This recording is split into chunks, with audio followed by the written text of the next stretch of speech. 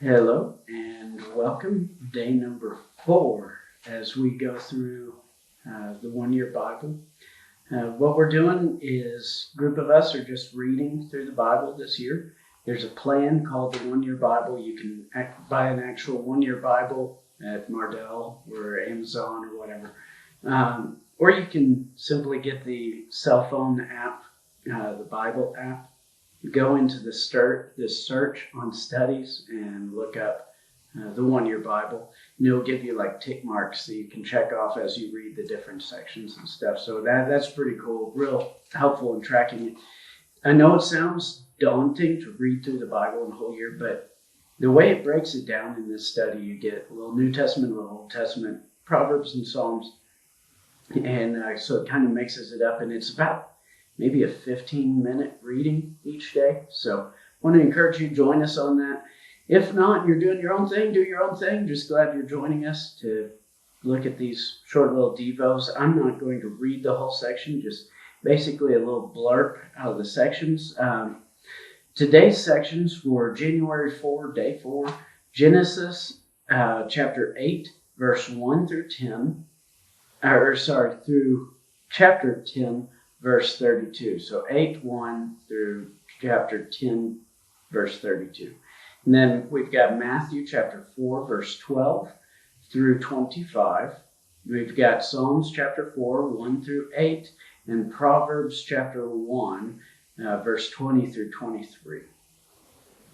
Today, I just wanted to take a second and read this. This section was a little convicting to me. So I just want to read it to you guys. It's we're reading out of Matthew chapter 4. I want to look at verse 18 through 22 here. This is Jesus calling his first disciples.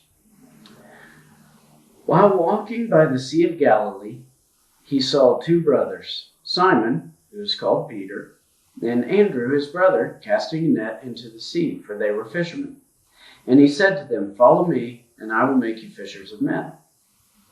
Immediately they left their nets and followed him.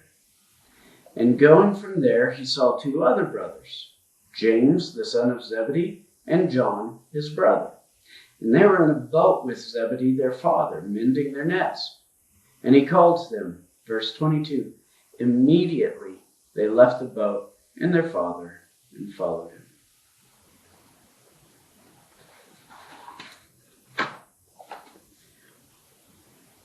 These guys had things they were doing. Like, this was a part of them. Like James and John. This is not just their livelihood. This is like a family craft. It's generational. But for both groups, it says that they left immediately. It uses that word immediately. And I just find that interesting. Verse 20, immediately they left their nets. Verse 22, immediately they left the boat and their father and followed him. And there's so many things that we may need to immediately leave behind. In our walk with Jesus, to truly follow him and receive everything he has and to glorify him with our lives. There's things we need to leave behind immediately. These guys, they had things they recognized needed to be left behind to follow Jesus. And I think that's very true for us. And so often, even like in my own life, I'll leave something behind, but then somehow in the midst of walking with Jesus, I tend to go back and try to pick it up again. And I start trying to pick up these things that I was never meant to carry. Things of my past or things from today. Stress, worry, fear, habits, the way I talk, the attitude that I carry myself with. There's so many things that are so easily picked up when really we need to immediately lay them down at the feet of Jesus. And I just want to encourage you, maybe take a few minutes in prayer and just see if the Lord would convict you of something that maybe you've picked up, habit, hobby, mentality, something that maybe you need to let go immediately in order to follow Him to the fullest.